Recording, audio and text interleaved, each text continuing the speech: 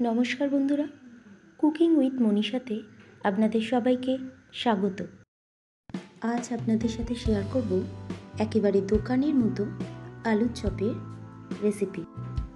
সান্ধ্য টিফিনে 1 কাপ চা আর মুড়ি আলুর চপ থাকলে আর কোনো কথাই হয় না। আলুর চপ বানানোর জন্য প্রথমে একটি ব্যাটার বানিয়ে নিয়েছি। তার জন্য একটি কাঁচের বাটিতে নিয়ে নিয়েছি 2 কাপ পরিমাণ বেসন, স্বাদ অনুযায়ী লবণ দিয়ে দিলাম, 1/2 চামচেরও কম বেকিং সোডা দিয়ে দিয়েছি, 1/2 চামচ পরিমাণ হলুদ গুঁড়ো, 1 চামচ পরিমাণ কাশ্মীরি রেড চিলি পাউডার, 1 চামচ পরিমাণ জিরে গুঁড়ো দিয়ে দিলাম, 1 চামচ পরিমাণ আদা রসুন বাটা দিয়ে আলুর চপের পুরের জন্য একটি মশলা বানিয়ে নিয়েছি। তার জন্য নিয়ে নিয়েছি 3টে শুকনো লঙ্কা আর কিছুটা পরিমাণ দারুচিনির কাঠ ড্রাই রোস্ট করে গুঁড়ো করে নিই। আর নিয়ে নিয়েছি আলুর চপের পুরের জন্য আগে থেকে সিদ্ধ করে রাখা 3টে আলু।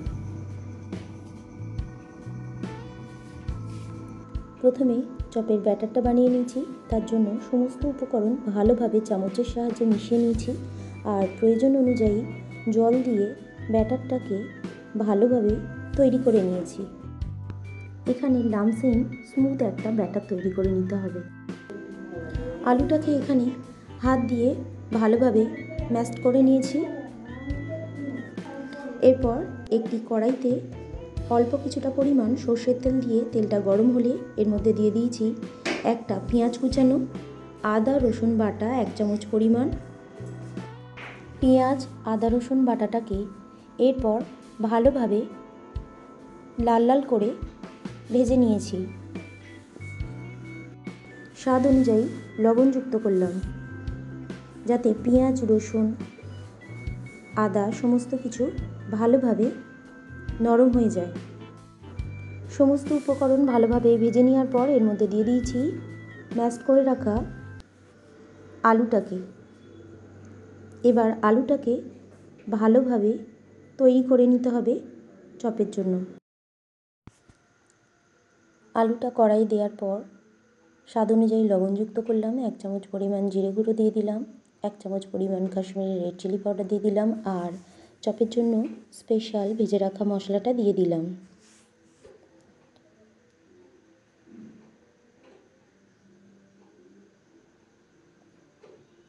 ভাজা মশলার অবশিষ্ট কিছুটা অংশ আবারও দিয়ে দিলাম, 1 চামচ পরিমাণ হলুদ গুঁড়ো দিয়ে দিলাম। এবার আলুটাকে ভালোভাবে নাড়িয়ে চাড়িয়ে ভেজে নিতে হবে।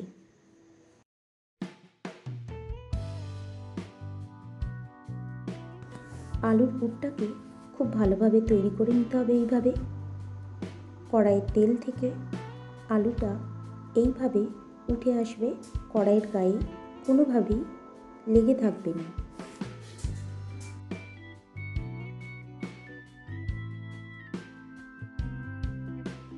আলুর চপের ব্যাটারটা এমনভাবে তৈরি করতে হবে, খুব বেশি পাতলাও না আবার খুব বেশি গাঢ়ও না।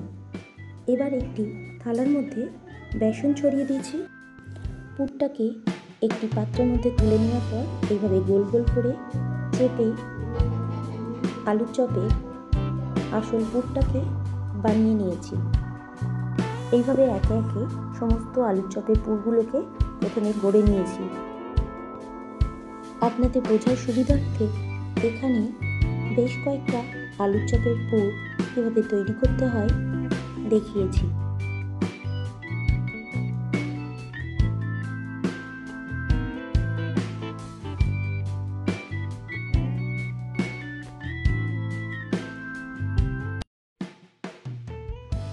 চপের পুরগুলো তৈরি করা হয়ে গেলে ব্যাটারের মধ্যে ডুবিয়ে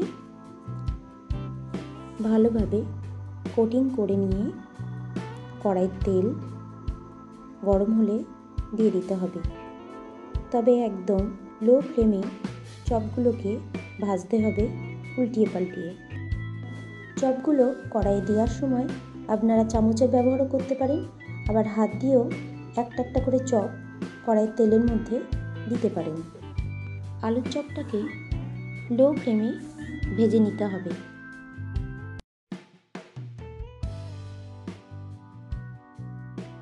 আজকের এই রেসিপিটি আপনাদের যদি ভালো লেগে থাকে বন্ধুরা, তাহলে অবশ্যই একটা লাইক করবেন, কমেন্ট করবেন, শেয়ার করবেন। আর চ্যানেলের নতুন কোনো বন্ধু হয়ে থাকলে চ্যানেলটিকে সাবস্ক্রাইব করে পাশে থাকার অনুরোধ রইল। এই ধরনের নিত্য নতুন রেসিপি সবার প্রথম দেখার জন্য পাশে থাকা বেল আইকনটিতে প্রেস করে রাখবেন। এইভাবে সমস্ত আলুর চপ ব্যাটারের মধ্যে ভালোভাবে ডুবিয়ে ভেজে নিতে হবে।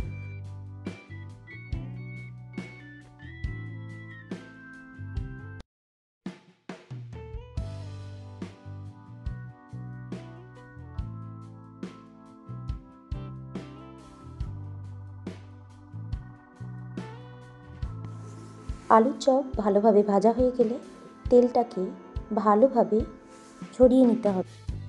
দেখুন বন্ধুরা, একেবারে দোকানের মতো আলুর চপ আর সাথে মুড়ি পরিবেশনের জন্য একেবারে প্রস্তুত। রেসিপিটি শেষ পর্যন্ত দেখার জন্য আপনাদের সবাইকে অসংখ্য ধন্যবাদ।